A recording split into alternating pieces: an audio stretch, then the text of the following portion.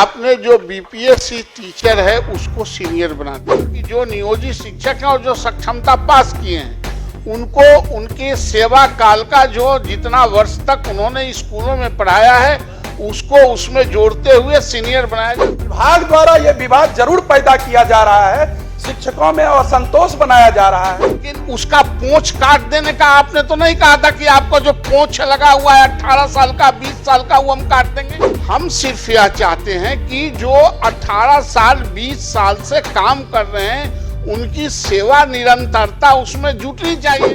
जो जूनियर आज बहाली हुआ है उसके कलेजा पर आप सीनियर के कलेजा पर बैठा देंगे तो शिक्षण संस्थानों में इसका असर पड़ता है। जवाब भी आया है महोदय। मेरा प्रश्न यह है मोटा मोटी कि आपने जो बीपीएससी टीचर है उसको सीनियर बना दिया और जो सक्षमता परीक्षा नियोजित शिक्षक ने दिया उसको आपने जूनियर बना दिया। तो जो सक्षमता परीक्षा दिया है वो 15 साल 10 साल 17 साल 18 साल तक लगातार वो कार्य करता रहा शिक्षण संस्थानों में और उसके 15 साल 18 साल के निरंतरता आप नहीं जोड़ेंगे तो वह डिमोरलाइज फील करते हैं। और दुनिया में कहीं ऐसा नहीं है कि एक ही काम में हम लगे रहे हों और हमको वो वरीयता का लाभ नहीं मिले। मैं माननीय मंत्री से आग्रह करना चाहता हूं कि जो नियोजित शिक्षक हैं और जो सक्षमता पास किए हैं उनको उनके सेवा काल का जो जितना वर्ष तक उन्होंने स्कूलों में पढ़ाया है उसको उसमें जोड़ते हुए सीनियर बनाया जाए। सरकार का इस पर क्या कहना है? एक मिनट पूछिए।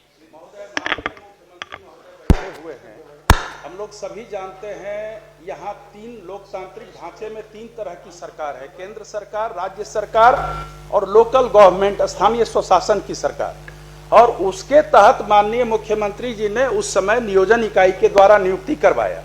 जो माननीय सदस्य का सवाल है वह इसलिए भी अनिवार्य है और अपरिहार्य है कि उन्हीं शिक्षकों के अनुभव के आधार पर सरकारी विद्यालयों में प्रधानाध्यापक के रूप में नियुक्ति की गई, प्रधान अध्यापक के रूप में नियुक्ति की गई, शिक्षण प्रशिक्षण महाविद्यालय में व्याख्याता के रूप में नियुक्ति की गई।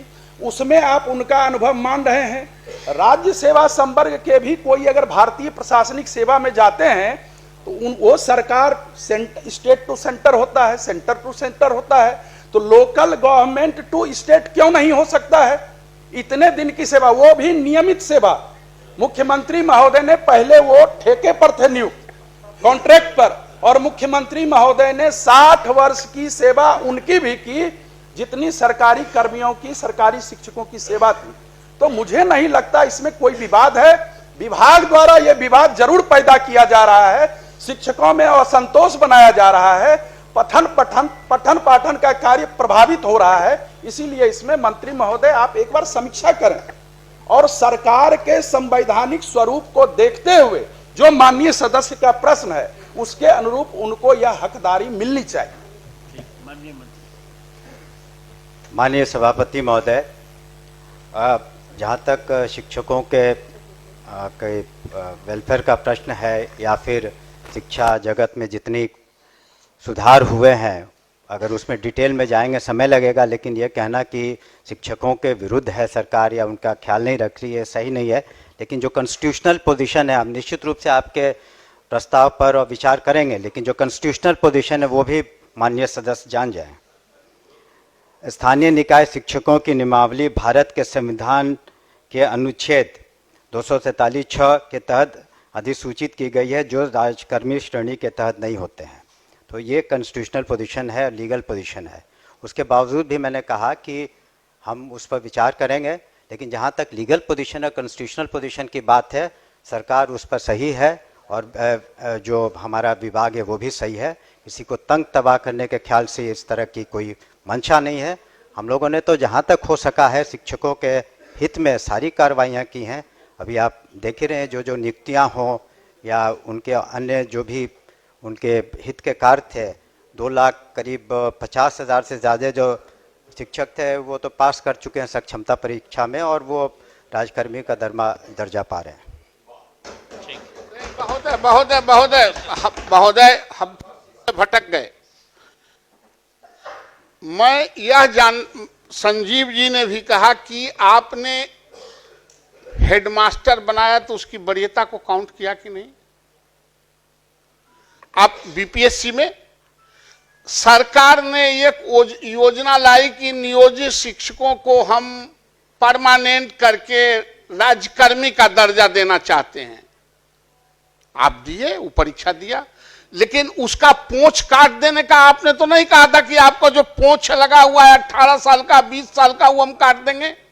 और सरकार नियुक्त की थी, चाहे वो जिला में जिला परिषद का हो या कॉरपोरेशन में हो, जहां कहीं भी हाँ जहां कहीं भी नियुक्ति हुई है महोदय वो सरकार के आदेश पर हुआ है।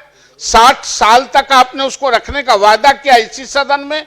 हम सिर्फ यह चाहते हैं कि जो 18 साल 20 साल से काम कर रहे हैं उनकी सेवा निरंतरता उसमें जुटनी चाहिए।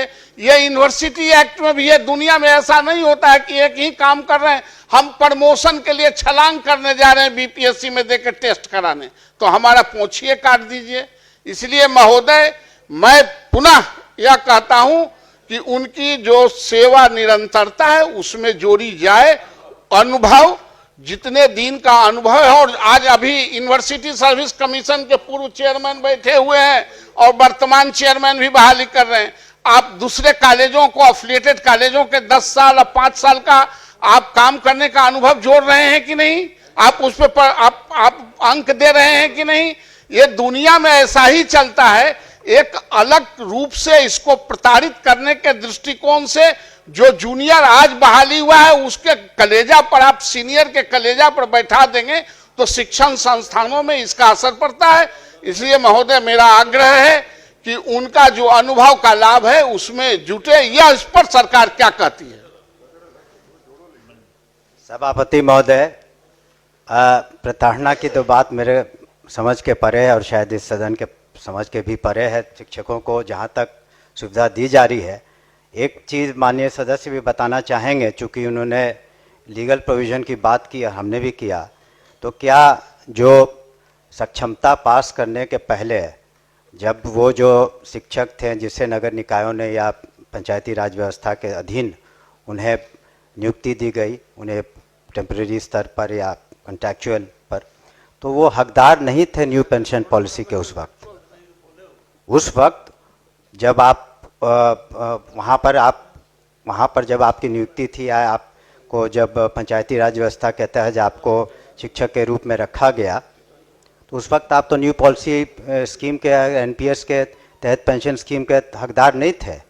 हकदार अब आप हुए हैं अब से, जबकि आप राज्यकर्मी का दर्जा पा लिए हैं तब। तो इसलिए प्रताड़ना की कहाँ से बात हो रही है? वो तो उनके सुविधा के लिए हम लोग ने सक्षमता परीक्षा की और उसको हम लोगों ने राज्यकर्मी का दर्जा दिया। माननीय मुख्यमंत्री जी ने बिल्कुल उनके तरफ संवेदनशील रुख अपनाया है। जहाँ तक ये प्रश्न है, उन्होंने कहा कि सेवा जो उन्होंने दी है राज्य को और अपने अपने संस्थाओं में, उस पर हम विचार ज़रूर कर लेंगे, लेकिन कानूनन रूप से इसकी बाध्यता नहीं है, लेकिन फिर भी हम संवेदनशील होकर उस पर पुनः विचार करेंगे। धन्यवाद। ठीक। माननीय सदस्य डॉक्टर समीर कुमार